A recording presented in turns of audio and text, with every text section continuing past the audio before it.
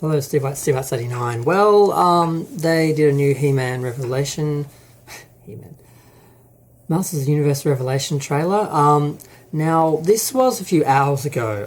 I saw this, I've been up working all night and through the day, I didn't sleep, and I ended up sleeping for a few hours at about 11 p.m. to about 2 a.m. So it's like 4 a.m. in the morning in Australia here, and I'm toast.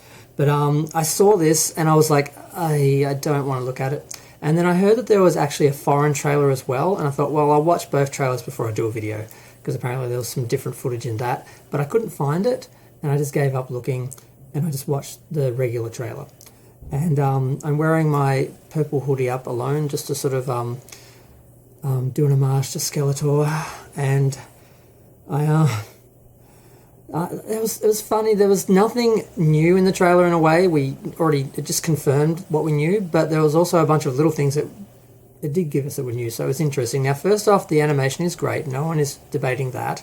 Powerhouse Animation, or whatever the name is, studios. The trailer looks amazing. The show looks amazing. That's not an issue.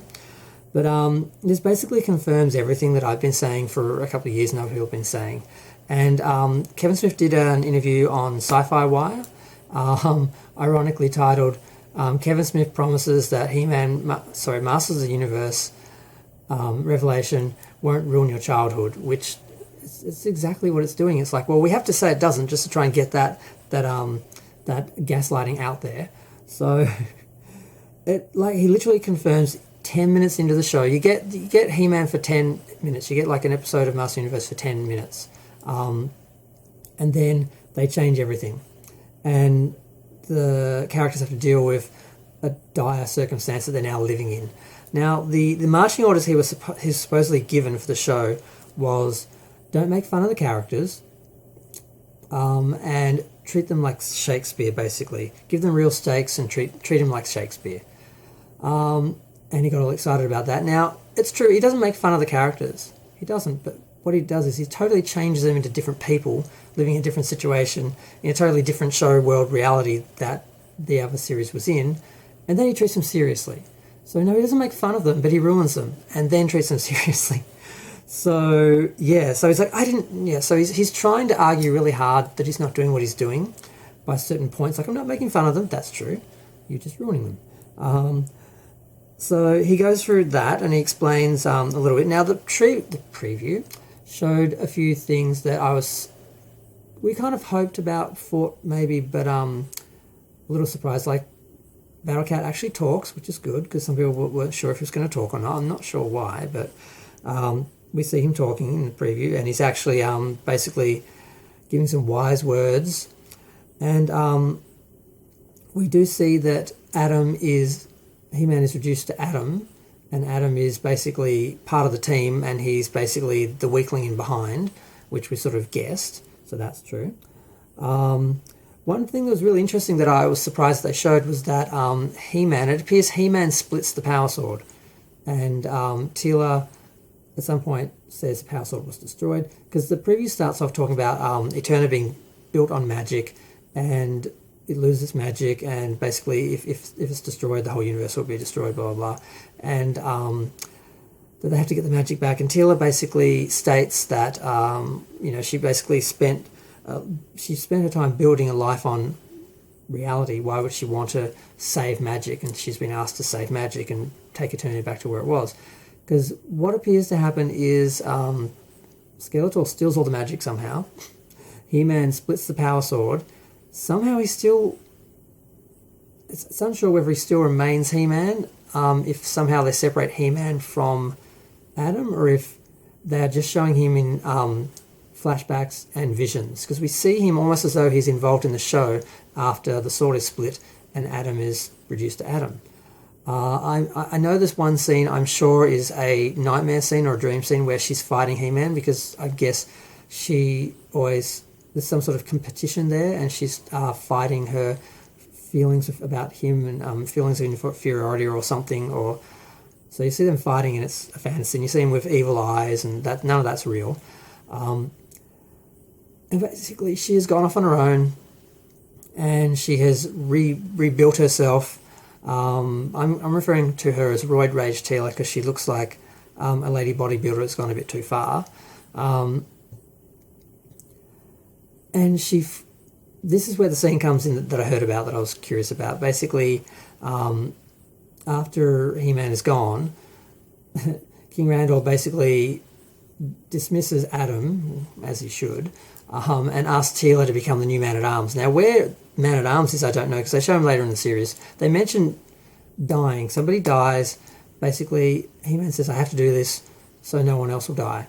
And that's splitting the power sword. So there's something, he has to make a choice and split the power sword is how it appears. And whether this is because someone was killed before or there was real lives at stake, it's sort of unclear. But it's not Man-at-Arms, he's still around. We see him looking pretty Butch and Daddy-esque, actually. Looks pretty good. But yeah, it's she throws down her little crown because she apparently feels betrayed by the men, goes off, does her own thing with the ladies, and eventually gets called back by the sorceress, and they have to go into battle. And supposedly she's now taking the place of Man-at-Arms, which I don't understand because we see him actively fighting Merman.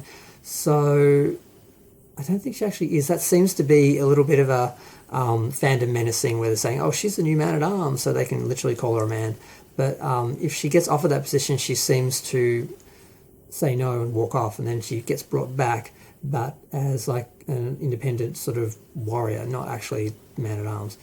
And since Man-at-Arms is still around, and He-Man comes back, because how it appears to end is Teela basically gives He-Man the power sword back, Prince Adam the power sword, and he's allowed to be He-Man at the end. And that's how the series is pretty much going to end, where she gives him the power sword.